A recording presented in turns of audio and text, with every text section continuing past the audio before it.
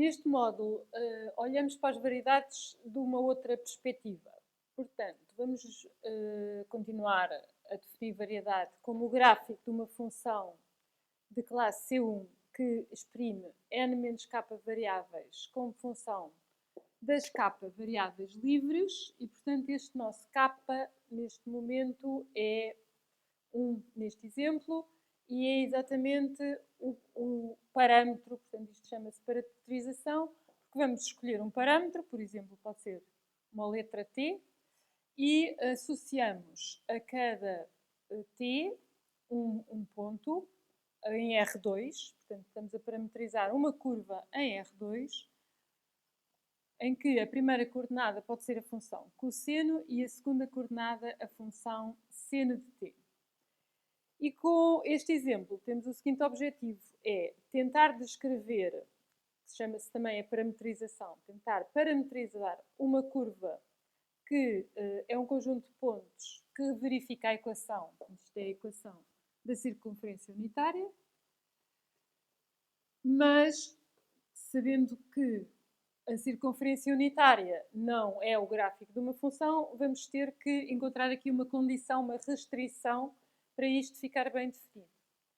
Portanto, vamos definir ao mesmo tempo o problema de qualquer parametrização para descrever uma variedade é no tamanho do intervalo que se escolhe, ou do aberto que se escolhe para a parametrização. Portanto, vamos escolher o parâmetro t a ir de 0 até π sobre 2. E vamos ver a que é que corresponde ali na circunferência unitária. Portanto, vamos podemos desenhar um sistema de eixos cartesianos. Portanto, se pegarmos em t igual a 0, t igual a 0 corresponde ao ponto em que o cosseno de 0, portanto, é o ponto de coordenadas 1, e o seno de 0 é 0. Portanto, primeiro ponto, apenas temos que o pôr aberto, porque o 0 está excluído, certo? Começa ali, mas não é para ser desenhado ali. Depois o ponto π sobre 4. π sobre 4 há de corresponder ao cosseno de π sobre 4, que é a raiz de 2 sobre 2, e ao ponto seno de π sobre 4, que também é a raiz de 2 sobre 2. Portanto, estamos a descrever um conjunto de pontos e agora temos o ponto raiz de 2 sobre 2, raiz de 2 sobre 2. Um outro ponto que está na fronteira, mas que também não pertence ao conjunto, só para podermos unir, será o ponto de coordenadas cosseno de π sobre 2, que é 0, e seno de π sobre 2, que é 1. Isto só para termos a possibilidade de unir os pontos. Pronto, então estamos com esta parametrização a descrever o conjunto de pontos que verificam a equação da circunferência unitária e estão no primeiro quadrante. Portanto, estão com x positivo e y positivo.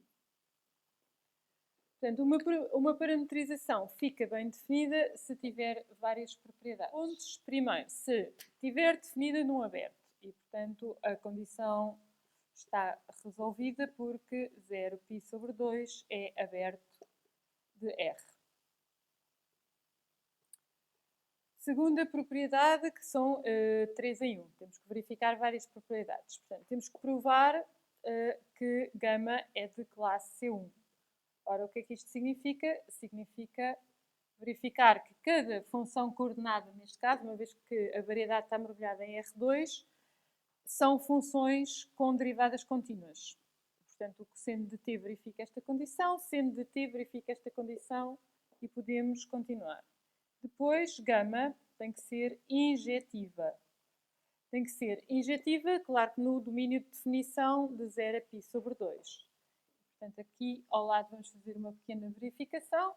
Portanto, a verificação é para se assumirmos que estamos em pontos diferentes, portanto, imagens diferentes da parametrização, quais são as conclusões? Portanto, imagens para T1 e para T2.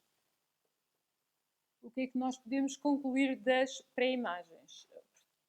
Uma vez que estamos no domínio de 0 a π sobre 2, o que é que acontece ao cosseno? Portanto, o cosseno, e por acaso estes pontos não estão incluídos, portanto, o cosseno é injetivo em π sobre 2, bem como o seno, também temos que estudar o seno. Ora, o seno de 0 a π sobre 2 é ao contrário, vem até aqui.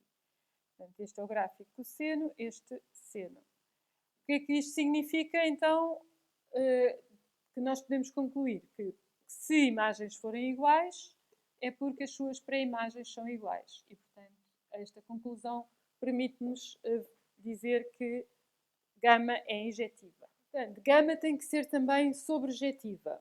Ou seja, temos que verificar que o conjunto de pontos que tem x igual a cosseno de t e y igual a seno de t pertencem ao conjunto M, certo? Portanto, estes dados com t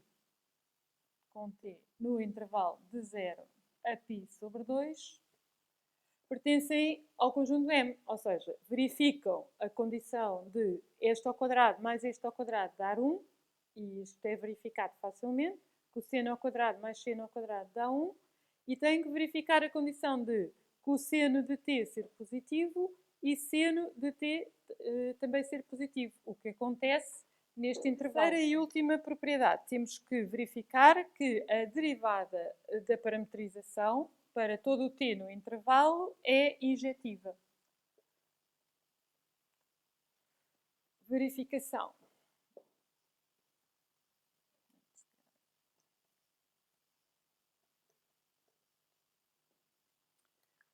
Verificação.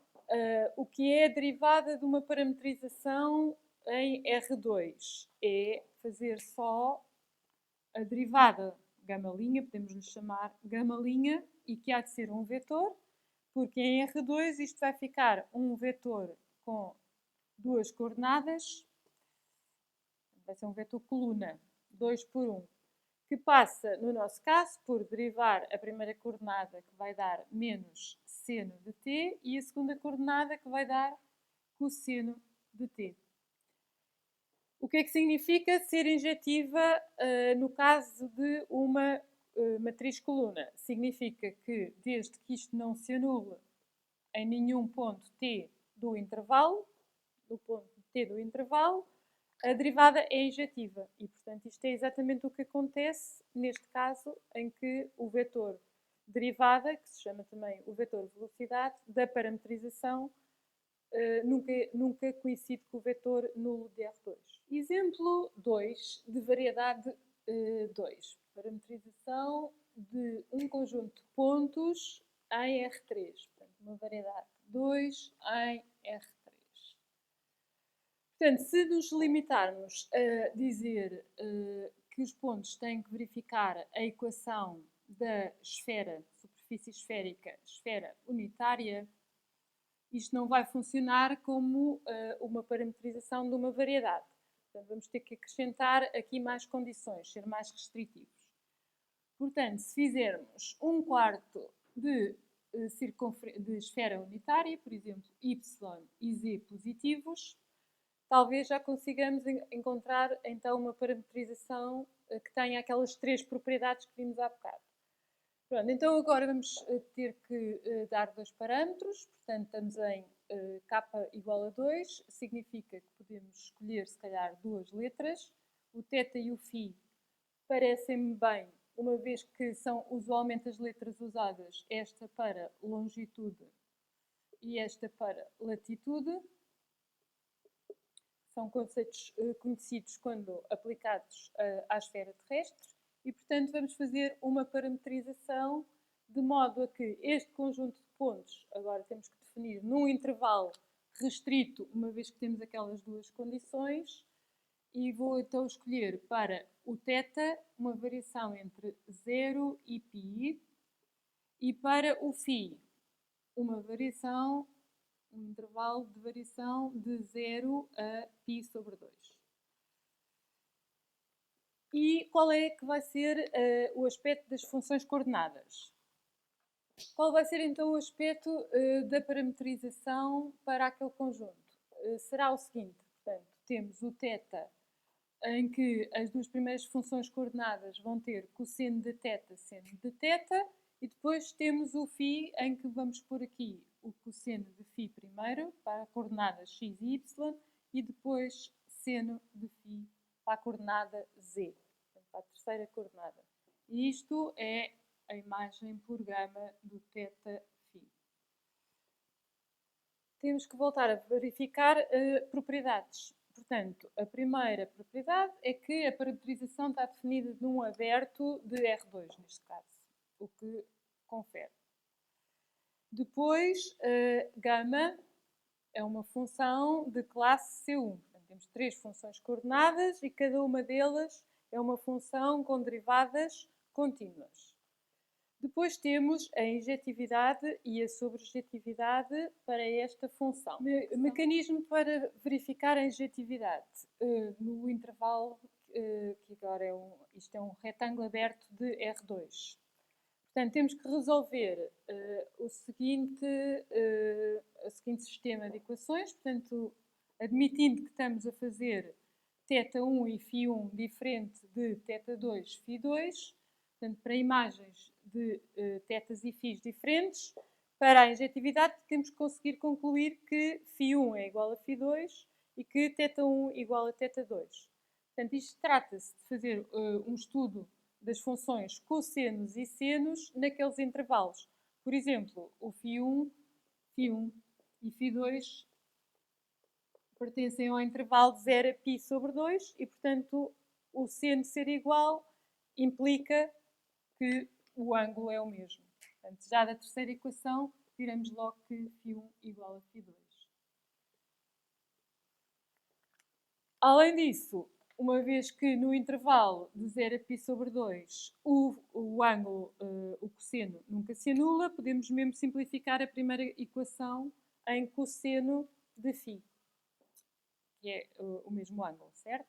E, portanto, do cosseno de θ1 ser igual ao cosseno de θ2 no intervalo de 0 a π, concluímos ainda, não é? Portanto, da primeira equação, concluímos ainda que da primeira equação, conseguimos concluir ainda que então θ1 também tem que ser igual a θ2. Que era o que queríamos mostrar para a injetividade.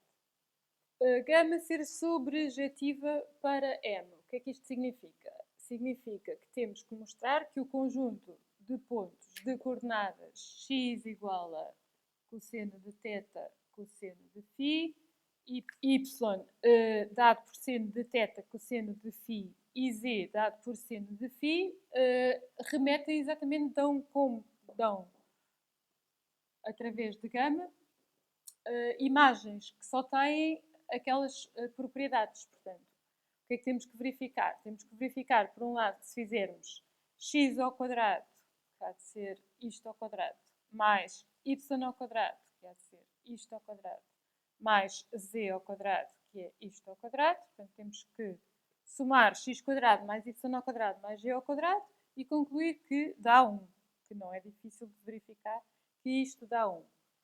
Além disso, se olharmos só para a coordenada y e só para a coordenada z, elas estão definidas para naqueles intervalos, nestes dois intervalos, já foram estudadas para estarem definidas de modo a darem coordenadas y e z positivas. Não é tão difícil, portanto, eu diria que a injetividade e a sobrejetividade são as partes mais difíceis.